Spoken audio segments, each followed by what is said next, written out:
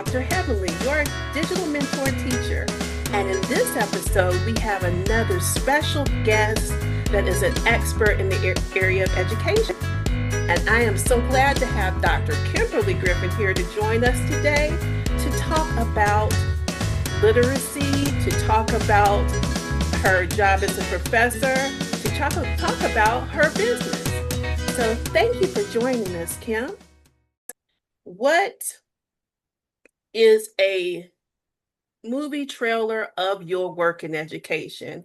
A movie trailer that starts at the beginning of how you got into the education field to where you are now. Hi, Dr. Heavenly. Thank you so much for having me as your guest today. I'm so excited to be here and I'm happy to be working with you as an educator. Great, happy to So have my, thank you very much. So my career started off in Evanston, Illinois. I moved to Illinois to pursue my degree in school counseling. And when I started the program, one of the requirements was you had to have your certification in education. So I went through the teacher certification program. I went through all of the courses and deeply fell in love with teaching. One of my first jobs while I was still in school was working in a middle school in Evanston, Illinois, as a wow. full-time substitute cross-category teacher. So that was a very small classroom, and I had a variety of special education students with all different types of special needs.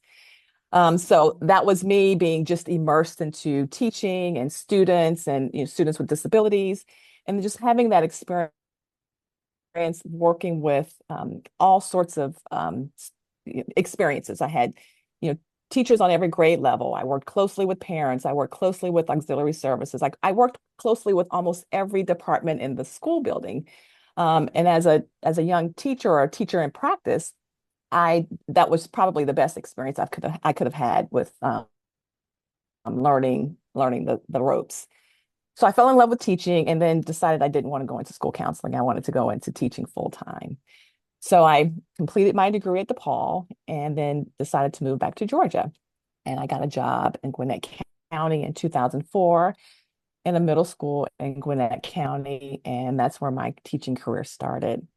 I enjoyed every minute of it. I learned, I grew, I supported, I taught teachers. I was a teacher leader, instructional coach was where I ended my career in Gwinnett County, but I was there for 9 years and just really cannot thank my early experiences and my experience in Gwinnett County with where I am today. So then in 2011, I earned my doctorate in education and decided that I wanted to teach teachers. So thank you. And then just, started moving my way. I taught a part-time for a couple years and then just decided to take a leap of faith and resign from my full-time job with Gwinnett County and just trust that I would find something full-time in higher ed. And then in 2013, I was hired by Piedmont University as an assistant professor and as a recruiter for our graduate programs. I did that for a few years, recruiting and teaching in the graduate programs. And then in 2023, I decided to take another leap of faith and resign to pursue other opportunities in education or in teaching and learning. Upon leaving Piedmont University, I had been promoted as an associate professor and the associate dean in education. So had a pretty successful career there, but just wanted to, pursue some other dreams in education. So I worked in corporate America a little bit, and then needed to, return back to Georgia to support my mother. So I became a full-time caretaker in 2023, Yes. and then just started my business. And I've been working with my business, which is Handled, period, concierge services. And my business is I focus on educational services, which is editing, supporting graduate students with their dissertations or thesis. I do a little bit of editing books. College papers. I support students that are going into college with their applications. So anything that's college or writing related, I do that. I coach, I tutor. So anything that deals with education, I can support in that area. But also in my business, I do what's called supportive services and I do professional organizing because I think you can't really think straight and really, create if your environment is not organized and decluttered. So that's a passion of mine is going into homes and helping them declutter and organize their environment so they can be open-minded to think and create and be the best people that they can be. So my business is twofold: educational services, which is what I specialize in, but I also have that supportive services of professional organizing. I love the idea of professional organizing because you cannot work as a thought leader if you can't organize your thoughts. I tell That's you right. that the clutter is an issue. And I want to say that I appreciate your expert editing. I'm working on my first book. I'll tell the audience well and let them know that you made me think of things as my editor that I needed to fine tune and give more detail to, not just the APA 7th edition formatting, but how to make sure my audience understands the concepts that I'm talking about in my book. So if you need an editor, Dr. Kimberly Griffin is highly recommended. She really organized my thoughts as she can organize your office or home to help you think. So I'm going to I want to talk about um, some of your expertise and when you were a coach, you were a literacy coach, and that is a resounding issue in education right now.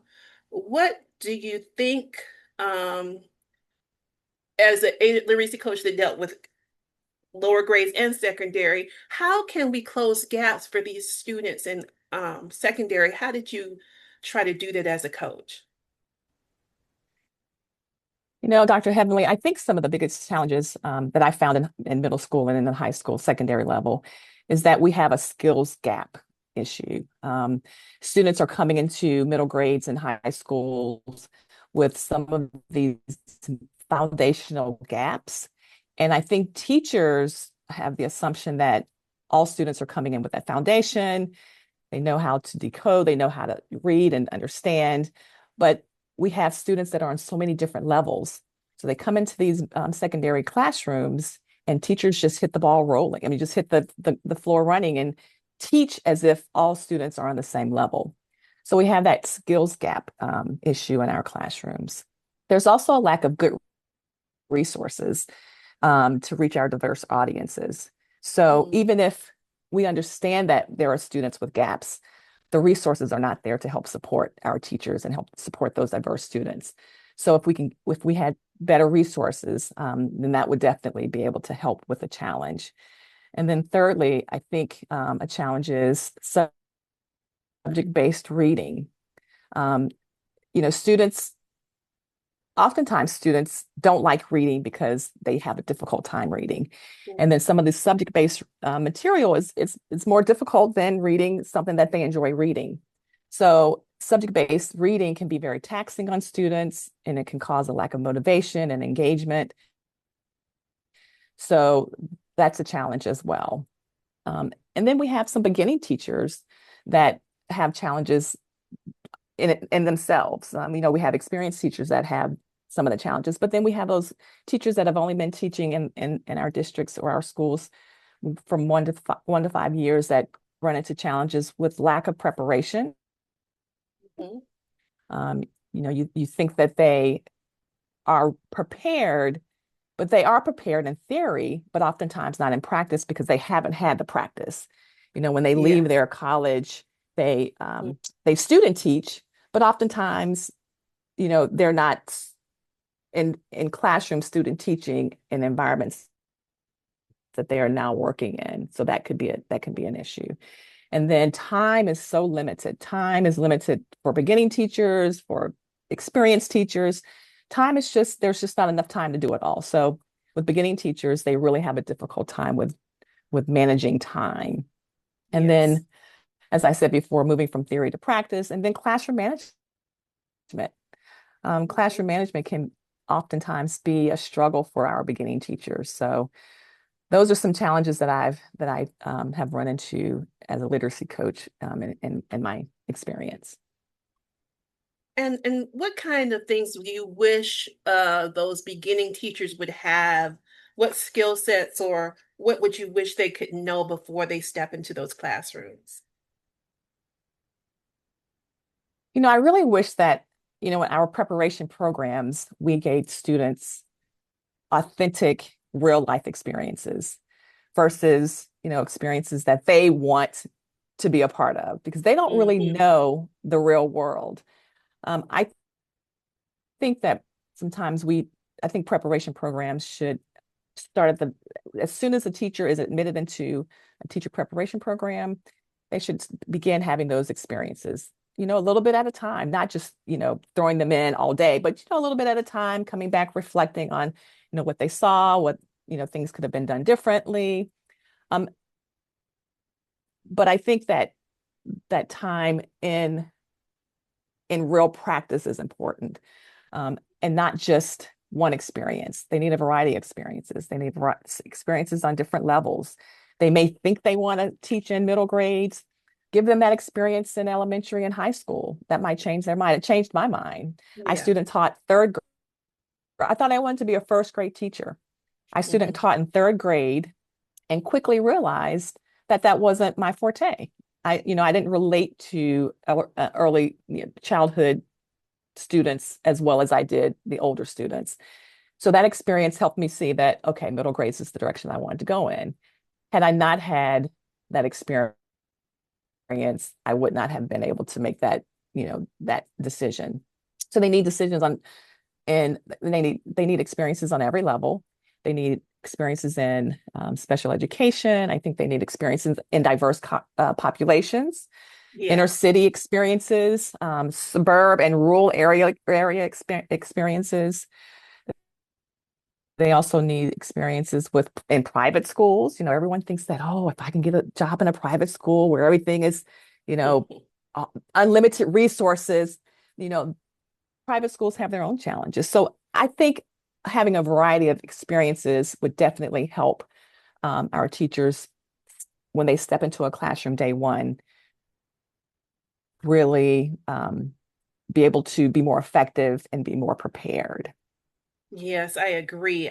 And I was shocked as a beginning teacher, even though I had been in a classroom with diverse students as a substitute teacher. I think Mhm. more opportunities to substitute in classes would be great for Mhm. prospective teachers because you might decide, hey, I can't do this anyway, because I've seen teachers come in their first year, think it's going to be a certain way, and then end up leaving the profession because of they got shocked by what the realities are.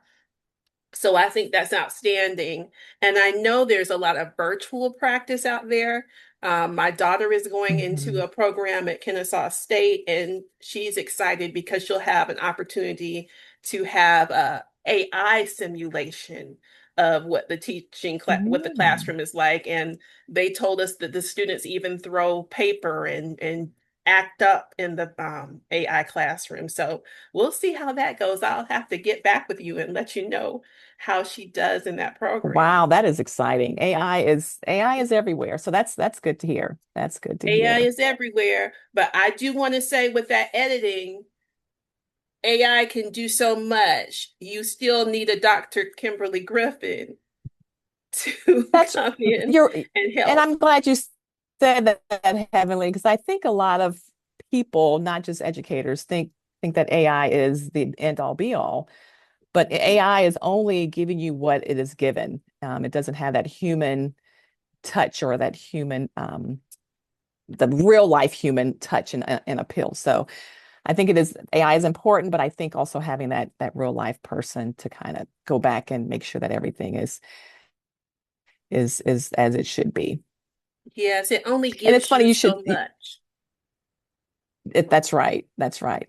Going back to what you said about teacher substitute teaching, Heavenly, when I moved to my first job in Gwinnett, I thought I was never going to return after Labor Day. It was a It was difficult. I thought I was prepared because I had that experience in Evanston, Illinois. I taught full time as a full year before I moved into my own classroom.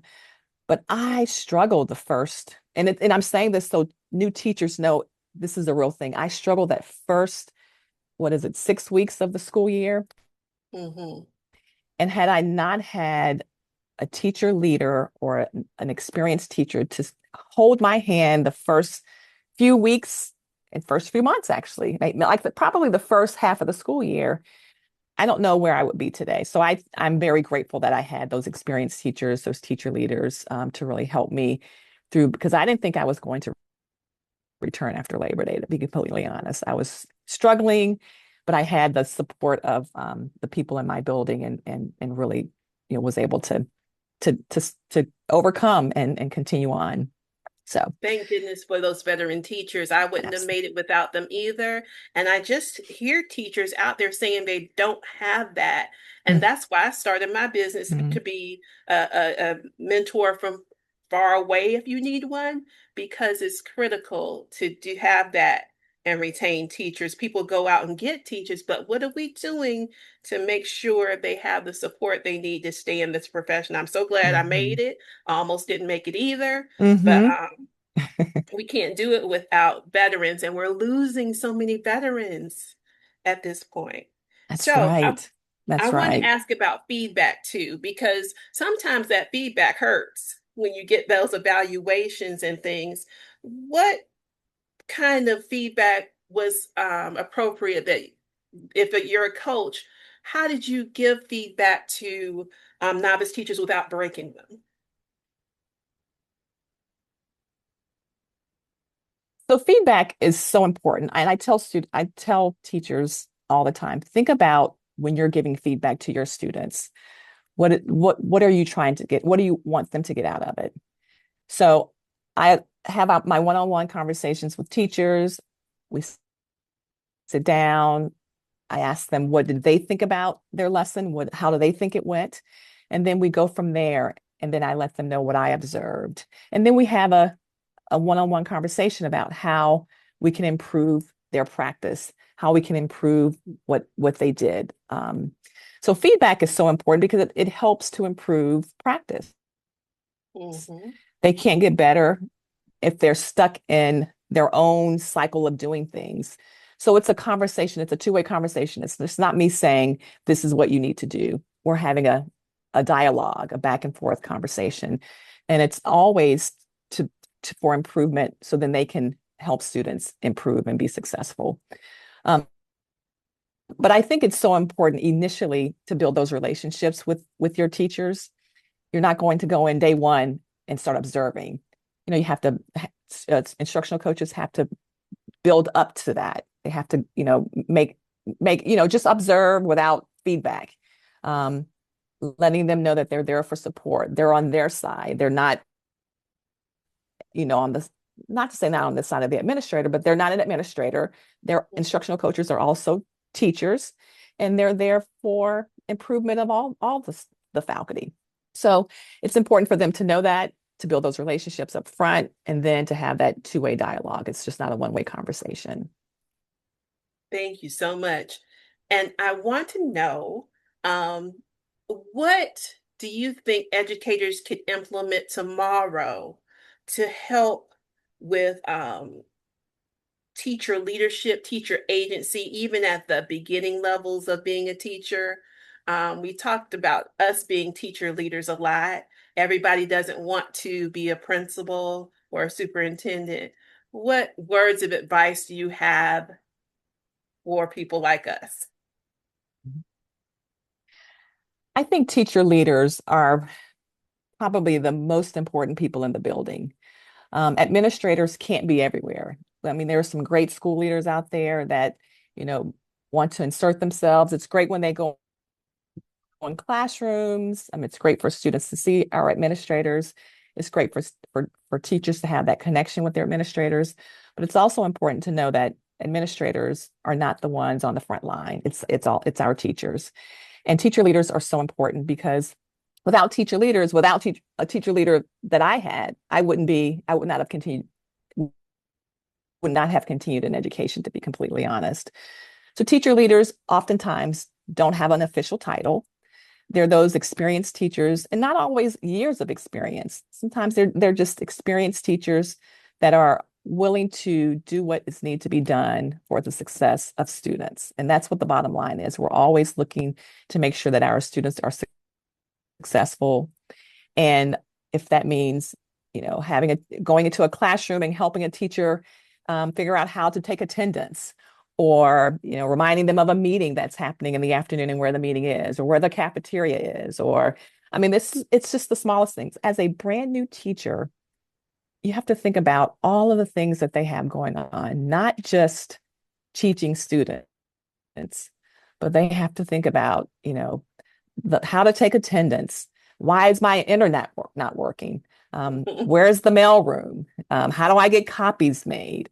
Did my child get to school safely on? So it's all of these things that are running in their head on top of, will I be able to reach my students today? Will I be able to make a difference? And just having that one person in the building who checks on you daily. Are you okay? Do you need anything? Did you understand, what the faculty meeting was about this morning? Those little things make a difference. It made a difference in my educational career. It made a difference in Dr. Heavely's educational career. And I still try to make that difference today, although I'm not full-time in the teaching program at the university any longer. I still reach out to teachers. I still have connections and relationships with teachers that I taught that were in the program, just to make sure that they're okay. They need those people to check on them, to make sure that they're okay and that they're thriving. That is so cool that you do that, Dr. Griffin. That is cool. And I just really enjoy talking to you all the time. And another thing that Dr. Griffin is going to help me, she helps me with my business as well. I'm going to be doing more webinars with larger audiences, and she does production of those webinars. So I can't wait till we get deeper into that work. And, if you ask Dr. Kimberly Griffin, it's handled, period, by Kim.